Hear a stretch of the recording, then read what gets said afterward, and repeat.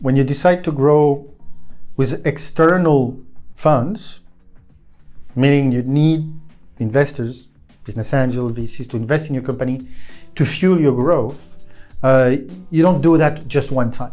It's not the thing that happens once and it will never happen again. You will have to still grow and grow with external financing and new series and new rounds.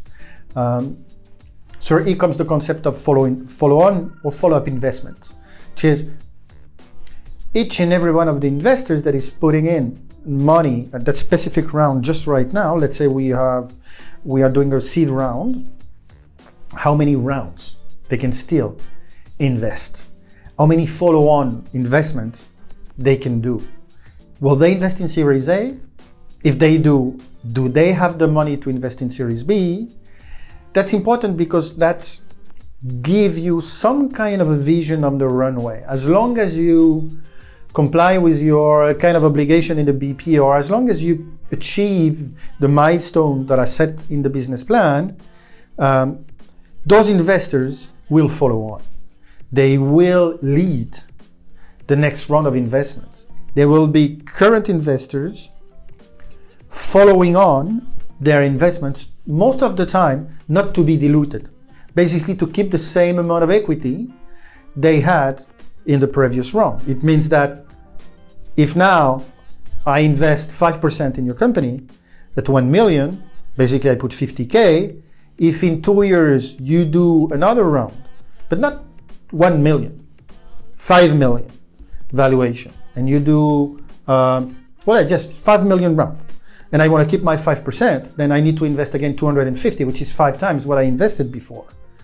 And if I have the money too, I will just do a follow-on investment. So some investors are able to follow on and others are not because they don't have big pockets. Typically, business angel have the ability to do one follow-on, if any, where big VCs, they'll tell you, hey, I'm putting a small ticket now, but I have follow-on later on. And you like the ideas of me being able to put additional amount of money at a better valuation in the future. So follow investment and how your VCs, your investor are able to basically accompany you in the future is quite an important concept to get.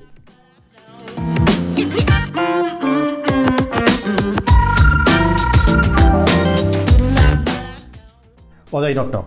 I mean, there's two different concepts. One is how much money am I interested in use as a follow-on investment?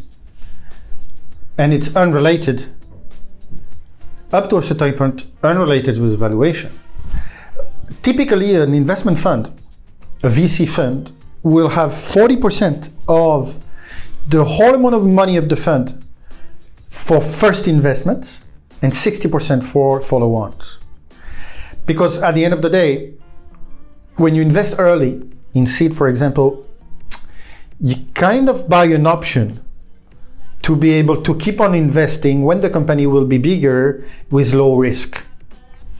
By the way, in the shareholder agreement, you will secure that right to follow on.